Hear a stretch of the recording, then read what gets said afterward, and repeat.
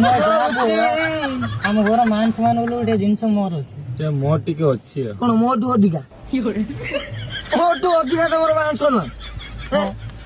ଆଜି ସକାଳୁଆ ଘଟଣା କହୁଛୁ। 8ଟା ବାଜିଲାଣି ମୁଁ ଶୋଇଛି, ମାନେ ବିଶ୍ୱାସ କର ମୋ ବୋଉ ଆସିକି କହୁଛି ଝାଡା ମାତିଆ ଉଠୁ।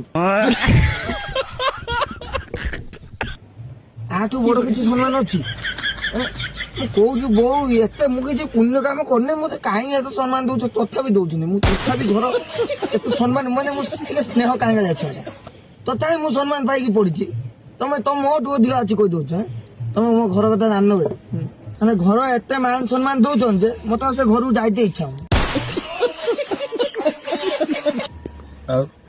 ମତେ ଗୋଟେ କଥା କେତେ ଶୁଣିବୁ? ଘର ରହିନେ ବି ଗାଳି, ଘର ନ ରହିନେ ବି ଗାଳି। ଯାଇଥିବୁ ଯଦି ଗୋଟେ ବାହାର ଜାଗାରେ ଅବିଜା ବାର ବିଜା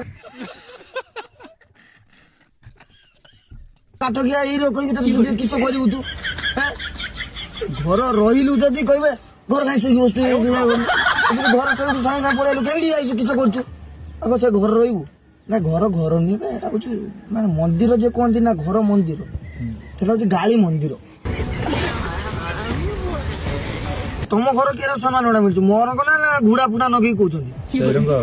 ମୁଁ ଜାଣିଥିଲି ପା ତମର ଘୁଡା ନଗେଇ ନା ଅବି ଫବି ନଗେଇକି କହୁଥିବ ହାତୀ ମାତି। କେମିତି ବଞ୍ଚିଛ ତମର? ଟିକେ ଦାନା ପାଇଁ ବଞ୍ଚିଛ। ମୁଁ ସବୁ ସେଇ କଥା କହୁଛି, ନହେଲେ ତମେ ତ ଇଏ ଟୁକା ହାତୀ, ତମ ଘର ରହିବା କଥା ନୁହେଁ। ମୁଁ ପଦକୁ ଘରକୁ ଗୋଡ କାଟିନି, ସେ ପଳେଇନି ଆଉ ଆଇବିନି। ବଞ୍ଚି ତମ ହୃଦୟକୁ ମାନିତେ ପଡିବ। ମୋର କବେ ଆଜି ହେଇଥିବ ସେ ଘରୁ ଆଇବନି।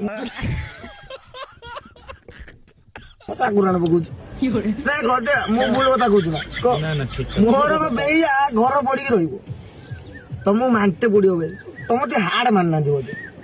ଆମ ତ ଉଠୁଣ ବସୁଣ ହାଡ ମାରିବେ, ତୁ କିଛି କହିବୁ ଏଠି ଥଳ ଦବୁ ତାଙ୍କ ହାତରେ। ଯାଇଛି ହେଇଛି ଆଉ କିସ କରିବୁ? ପୁଣି ଜୀବନ ଯାହା ବି ହେଲେ ଖାପ ଖୁଆଇକି ଚାଲିତେ ପଡିବ।